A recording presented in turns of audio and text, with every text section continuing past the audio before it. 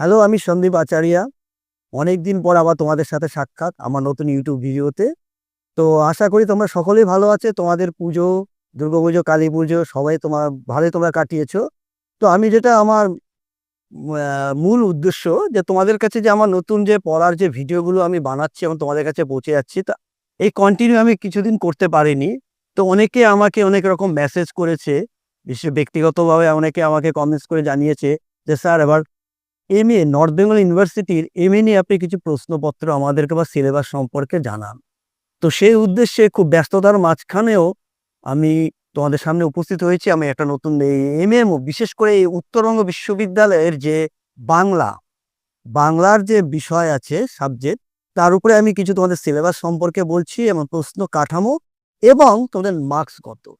তো প্রথমে বলে দিই যে উত্তরবঙ্গ বিশ্ববিদ্যালয়ে যারা তোমরা ভর্তি হয়েছো ডিস্টেন্সে, বিশেষ করে ডিস্টেন্সে যারা দূরশিক্ষা বিভাগে ভর্তি হয়েছো, তোমাদের পড়া শুরু করে দিয়েছি আমি। কিছু স্টুডেন্টের অনুরোধে আমি এবার বলছি যে তোমাদের কি কি থাকবে। আগে জেনে নাও যে উত্তরবঙ্গ বিশ্ববিদ্যালয়ে কয়টি পেপার থাকছে। 4টি পেপার থাকছে। কিন্তু তোমাদের বাংলার যে তোমরা দূরশিক্ষা বিভাগে যারা ডিস্টেন্সে করছো 4টা পেপার থাকছে। তার মধ্যে 3টে হচ্ছে আবশ্যিক এবং একটি হচ্ছে ঐচ্ছিক। এই আবশ্যিক পেপারের মধ্যে কি থাকছে? প্রথম পেপার আবশ্যিক, দ্বিতীয় পেপার আবশ্যিক, তৃতীয় পেপার এবং চতুর্থ পেপার হচ্ছে ঐচ্ছিক। চতুর্থ পেপার যেটা ঐচ্ছিক সেটা কিন্তু 2টো বিষয় থাকবে। তোমাদেরকে যে কোনো একটা তোমাদেরকে চুজ করতে হবে, মানে তোমার পছন্দ মতো তোমাকে চুজ করে সেটা বলতে হবে। তো প্রথম পত্রে কি থাকছে সেই সিলেবাস সম্পর্কে আমি একটু বলে দিই। দেখো, উত্তরবঙ্গ বিশ্ববিদ্যালয়ের যে সিলেবাস ওনারা দিয়েছে তাতে বলেছে যে আবশ্যিক পত্র, প্রথম পত্র যেটা আছে, বাংলা সাহিত্যের প্রাচীন যুগ, মধ্যযুগ ও আধুনিক যুগ, খ্রিস্টীয় 10ম শতাব্দীর থেকে 20 শতাব্দীর প্রথমার্ধ, অর্থাৎ 10ম শতাব্দীর থেকে 20 শতাব্দীর প্রথমার্ধ, মানে ওনারা উল্লেখ করে দিয়েছে 1950 পর্যন্ত, যেটা আধুনিক যুগ। তার মধ্যে তোমাদের কি পড়তে হচ্ছে? এর মধ্যে পড়তে হচ্ছে সমাজ ইতিহাসের প্রেক্ষাপট, প্রাচীন যুগ চর্যাপদ তোমরা পড়ে এসেছো, মধ্যযুগ শ্রীকৃষ্ণ কীর্তন এবং আধুনিক যুগ ফোর্ট উইলিয়াম কলেজের মাধ্যমে যা, এবং সেটা পড়তে হবে 1950 পর্যন্ত। এই হয়ে গেল তোমার প্রথম সেমিস্টারে প্রথম পত্র। এবার আমরা যদি আসি দ্বিতীয় পত্রে, তোমার কি আছে? দ্বিতীয় পত্রটাই হচ্ছে আবশ্যিক। এই দ্বিতীয় পত্রটায় কি আসছে দেখো, এটা হচ্ছে প্রাচীন ও মধ্যযুগের বাংলা সাহিত্য। কি কি থাকছে এই দ্বিতীয় পত্রের মধ্যে? থাকছে তোমার যেটা, এটাও কিন্তু খুব আবশ্যিক, চর্যাগীতি। এই যে প্রাচীন যুগে চর্যাগীতি, এর মধ্যে কি থাকছে? নির্বাচিত পদ। এই পদগুলি কি কি পড়তে হচ্ছে? 1 নম্বর পদ, 5 নম্বর পদ, 6 নম্বর পদ, 8 নম্বর পদ, 14 নম্বর পদ, 21 নম্বর পদ, 22 নম্বর পদ, 28 নম্বর পদ, 29 নম্বর পদ এবং 42 নম্বর পদ। এই চলে গেল তোমার চর্যাগীতি। তারপর কি আছে? খ নম্বর আছে শ্রীকৃষ্ণ কীর্তন। শ্রীকৃষ্ণ কীর্তন কাব্যের মধ্যে ওনারা নির্দিষ্ট করেছে তোমাকে কি পড়তে হবে। দেখো, সমগ্র কাব্যের পরিপ্রেক্ষিতে বিশেষ পাঠ কি কি? জন্মখণ্ড ও রাধাবিরহ। তোমরা ক্লাস 11-এ বা কলেজ স্তরে তোমরা পড়েছো 13টা খণ্ড আছে। তার মধ্যে এখানে ওনারা উল্লেখ করেছে জন্মখণ্ড ও রাধাবিরহ তোমাকে পড়তে হচ্ছে। গ নম্বর কি থাকছে? চৈতন্য চরিতামৃতম। কৃষ্ণদাস কবিরাজের চৈতন্য চরিতামৃতম তোমাকে পড়তে হচ্ছে। কৃষ্ণদাসের কবিরাজ যেটা আছে চৈতন্য চরিতামৃত। এর মধ্যে নির্বাচিত অংশ ওনারা এখানেও নির্দিষ্ট করেছে। নির্বাচিত অংশ কি কি? আদিলীলা অর্থাৎ 4র্থ পরিচ্ছদ, মধ্যলীলা 8ম পরিচ্ছদ, এই দুটো তোমাকে পড়তে হচ্ছে। এবার আসছে ঘ নম্বর, মানে 4 নম্বর, তোমাকে কি পড়তে হচ্ছে? বৈষ্ণব পদাবলী, বৈষ্ণব পদ নৈবেদ্য। এর মধ্যে তোমার কি থাকছে? বৈষ্ণব পদাবলীর মধ্যে ওনারা নির্বাচিত করে দিয়েছে কিন্তু পদ ও পর্যায়, অর্থাৎ কিছু পদ। তোমরা একটা ক্লাস কলেজ স্তরে পড়ে এসেছো, যাদের বাংলা ছিল ডিএসসি বাংলায়। পদ পর্যায়ের মধ্যে কি কি থাকছে? গৌরাঙ্গ বিষয়ক পদ,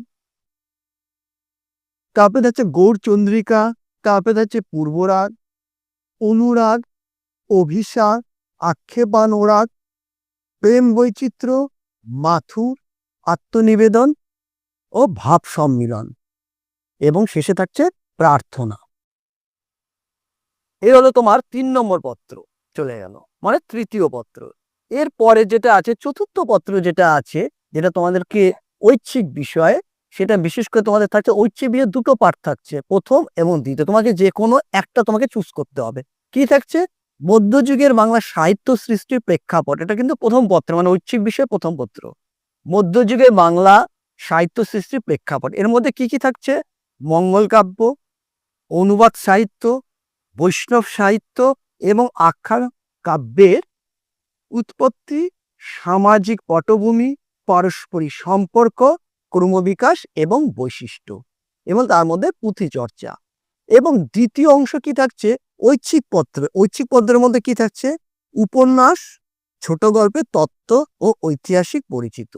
অর্থাৎ উপন্যাস ও ছোট গল্পের তাত্ত্বিক ও ঐতিহাসিক আলোচনা। এই হচ্ছে দুটো পত্রে। তাহলে আশা করি তোমাদের কাছে এই বিষয়টা, সিলেবাসের বিষয়টা একটু স্পষ্ট হয়েছে। এবং এর পরবর্তীতে যদি তোমাদের কোনো সমস্যা হয় তোমরা আমাকে বলতে পারো, কমেন্টস করে জানাতে পারো। আমি সেটাকে তোমার লিখিত আকারে তোমাদের আমি চেষ্টা করছি, আমার যে ভিডিও আসছে সেটার মধ্যে আমি লিখিত আকারে দেওয়ার চেষ্টা করছি। এবার বলছি এটা প্রশ্ন। প্রশ্ন কিরকম থাকবে? দেখো, তোমাকে আগে বলেছি যে তোমাদের কিন্তু 100 নম্বরের পরীক্ষা। উত্তরবঙ্গ বিশ্ববিদ্যালয়ের 100 নম্বরের পরীক্ষা, তার মধ্যে লিখিত পরীক্ষা হবে 75 নম্বরের, এবং 25 নম্বরের কি থাকবে? অ্যাসাইনমেন্ট। 15 নম্বরের অ্যাসাইনমেন্ট, এবং তার মধ্যে 10 নম্বর তোমার ভাইবার হবে, মানে মৌখিক। এই মিলিয়ে তোমার 25। তাহলে 75 প্লাস 25 অ্যাসাইনমেন্ট মিলিয়ে তোমার 100 হয়ে গেল। এবার প্রশ্নের ধরন কেমন হবে?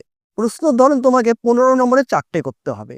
তাহলে 4 15 60, আর এদিকে তোমার হচ্ছে গিয়ে 5 নম্বরের করতে হবে তোমাকে 3টে। 5 নম্বরে 3টে করতে গেলে তাহলে তোমার কাছে 3 5 15। তাহলে তোমার কি প্রশ্ন দাঁড়াচ্ছে? 60 আর 15 75। এবার হচ্ছে পাস মার্কসের আসি। তোমাদের পাস মার্কস কত?